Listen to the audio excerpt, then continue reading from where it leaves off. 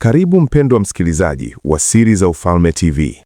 Leo tunakuletea siri 5 ambazo unaweza tambua kuwa Mungu anasema na wewe kupitia mwili wako. Yes, kupitia mwili wako.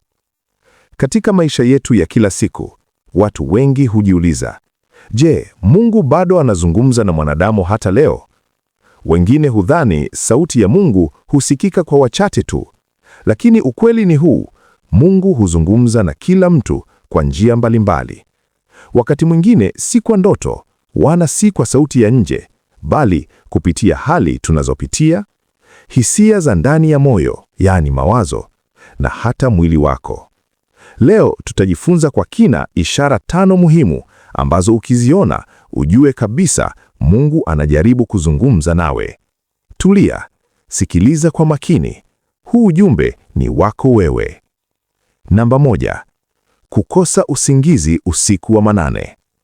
Kuna wakati unajikuta umeamka usiku wa manane na usingizi hauji tena, yaani unakata kabisa, macho makavu. Unajaribu kulala lakini macho yapo wazi tu. Hii haitokei tu kwa bahati mbaya. Katika kitabu cha Samueli wa kwanza 3:1-4, Mungu alimuita Samueli usiku. Na katika Zaburi tunaona watu wakimtafuta Mungu nyakati za usiku. Hii ina maana Mungu anakuita uombe. Ni muda wa mawasiliano ya karibu na Mungu.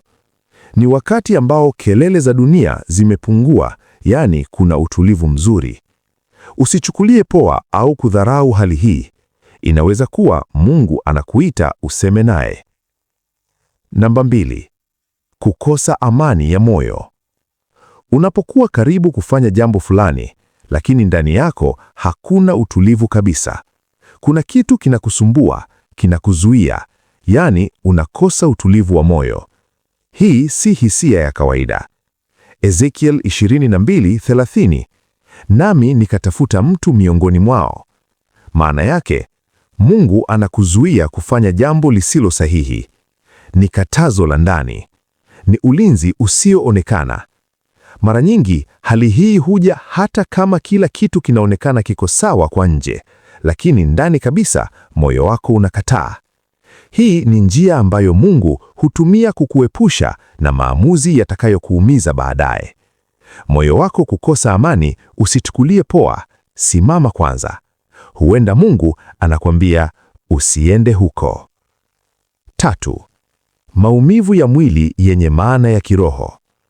Wakati mwingine unaweza kuhisi maumivu ya ghafla, kichwa, mkono au mguu bila sababu ya kawaida.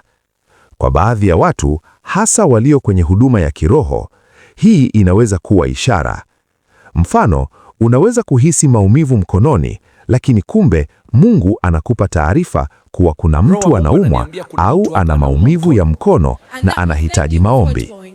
Hii ina maana Mungu anakupa ufunuo. Anakutumia kuwasaidia wengine. Ni ishara ya huduma ya kiroho ndani yako. Hii inaweza kuwa namna ya Mungu kukufanya ushike mzigo wa mtu mwingine kwa muda ili umuombee. Watu wengi walio kwenye huduma hushuhudia hali hii wanapokuwa kwenye maombi au ibada. Lakini ni muhimu kuthibitisha kwa maombi na kutotafsiri haraka bila hekima, kwa sababu Mungu si wa machafuko bali wa utaratibu. Namba 4. Mwili kuishiwa nguvu ghafla. Kuna wakati unahisi uchovu mkubwa, mwili kukosa nguvu bila sababu. Unaweza kushangaa kwa nini ghafla hivi. Luka 1:20.